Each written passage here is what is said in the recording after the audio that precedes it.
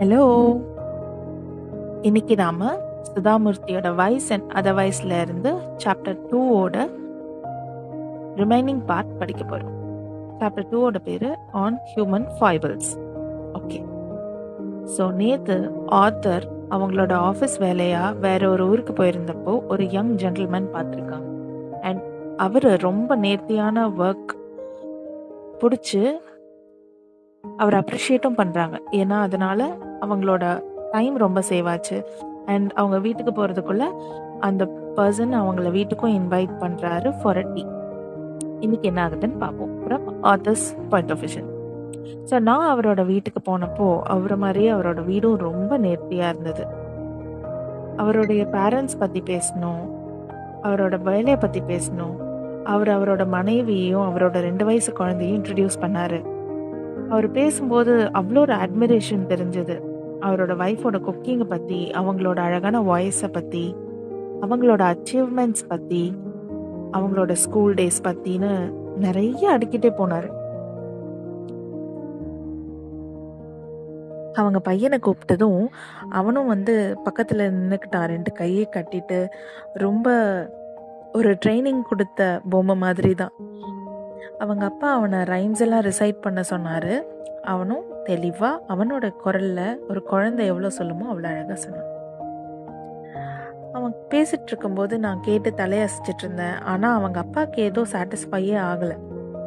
அவங்க பையனோட டேலண்ட்டுக்கு உண்டான ஒரு ரெக்கக்னிஷன் கிடைக்காத மாதிரி அவனை அதுக்கு அடுத்த ஆல்ஃபபெட்ஸில் இருக்க லெட்டர்ஸ் ஐடென்டிஃபை பண்ண சொன்னார். அதுக்கப்புறம் ஆப்ஜெக்ட்ஸ் காமிச்சு அதையும் ஐடென்டிஃபை பண்ண சொன்னார். அந்த குழந்தையும் அவனால் முடிஞ்ச அளவுக்கு சொல்லிட்டு இருந்தான். ஒரு கட்டத்துக்கு மேலே அவனுக்கு பொறுமை போயிடுச்சுன்றது புரிஞ்சுது. இதெல்லாம் குழந்தைங்களுக்கு பண்ண பிடிக்காதுன்னு பேரண்ட்ஸ் எப்போ கற்றுக்க போகிறாங்கன்னு தெரியல. எல்லார் வீட்லேயும் அப்படி தானே. ஒரு கட்டத்துக்கு மேலே அவங்க பையன் ரொம்ப டென்ஷன் ஆகி பொறுமையை இழந்து அவங்க அப்பா சொல்கிற எதையுமே சொல்லாமல் அடம் பிடிக்க ஆரம்பித்தான். இது ஒரு 1/2 மணி நேரத்துக்கு போனதுக்கப்புறம் அவனுடைய அம்மா அவனை கூட்டிகிட்டு போயிட்டாங்க. இதெல்லாம் பார்க்குறப்போ அந்த பையனோட அப்பா ஏதோ ஒன்று எதிர்பார்க்குறாரு. அவங்க பையனை பற்றின ஒரு அப்ரிசியேஷனோ இல்லை வேர்ட் என்ன அது எதிர்பார்க்குறாருன்றத என்னால் தெளிவாக சொல்ல முடியல. அவருக்கு இன்னும் ஏதோ ஒன்று நிறைவேறாத மாதிரி தான் தோணுச்சு. அதனால் நானும் சொன்னேன், உங்கள் பையன் ரொம்ப பிரைட்டாக இருக்கான் அவனோட வயசுக்கு அப்படின்னு.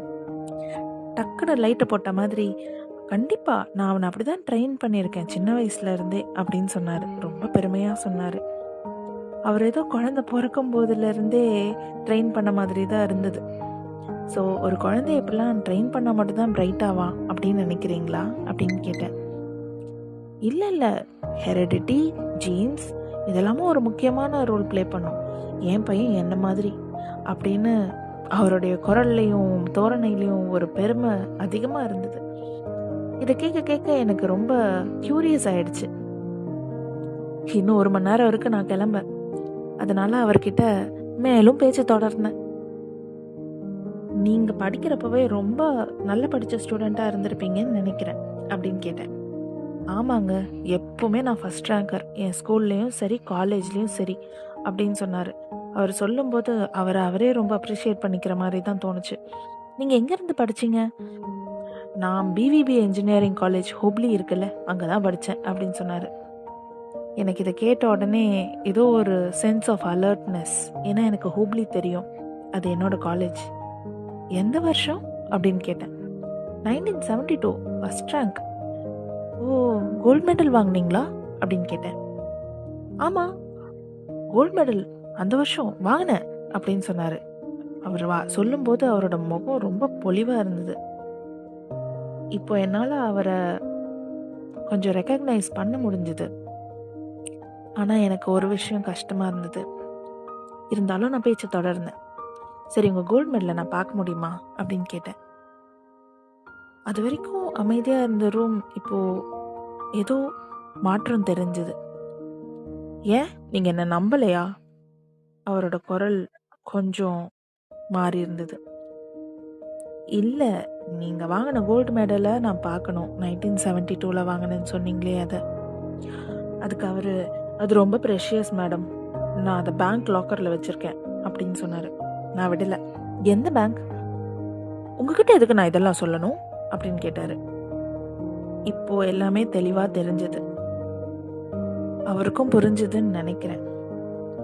இந்த நேரத்தில் அவர் கொடுத்த அந்த ஹாஸ்பிட்டாலிட்டி போயிருந்தது. எனக்கும் கிளம்ப வேண்டிய டைம் வந்துருச்சு. நான் கதவு கிட்ட வரும்போது நான் சொன்னேன், உங்களோட பேங்க்கை பற்றியோ இல்லை உங்களோட கோல்டு மெடலை பற்றின டீட்டெயில்ஸோ இது எதுவுமே என்னுடைய வேலை கிடையாது. கேட்டு தெரிஞ்சுக்கிறது உண்மைதான். ஆனால் அந்த மெடல் உங்ககிட்ட இருக்க முடியாதுன்றது மட்டும் எனக்கு தெரியும். எப்படி சொல்கிறீங்க அப்படின்னு கேட்டார். அதுவும் இவ்வளோ கான்ஃபிடென்ட்டாக எப்படி சொல்கிறீங்க அப்படின்றது தான் அவரோட கேள்வி. சொல்ல வேண்டியதாக போச்சு. ஆமாம், ஏன்னா அந்த வருஷம் அந்த கோல்டு மெடலை நான் தான் வாங்கினேன். ஒரு வருஷத்துக்கு ஒரு கோல்டு மெடல் தான் கொடுப்பாங்க, அண்ட் அது என்னோட காலேஜ் அப்படின்றதையும் சொல்லிட்டேன். இதை கேட்டப்போ அவர் ரொம்ப ஸ்டன் ஆயிட்டாரு. என்னை பார்த்தவர் பார்த்தபடியே நின்றுட்டு இருந்தார். நான் அவர்கிட்ட ஒன்று தான் கேட்டேன். நீங்கள் இவ்வளோ பிரைட்டாக இருக்கீங்க, உங்கள் வேலையிலே இவ்வளோ நேர்த்தியாக இருக்கீங்க, நீங்கள் ஏன் போய் சொல்லணும்? இதுலேருந்து உங்களுக்கு என்ன கிடைக்குது?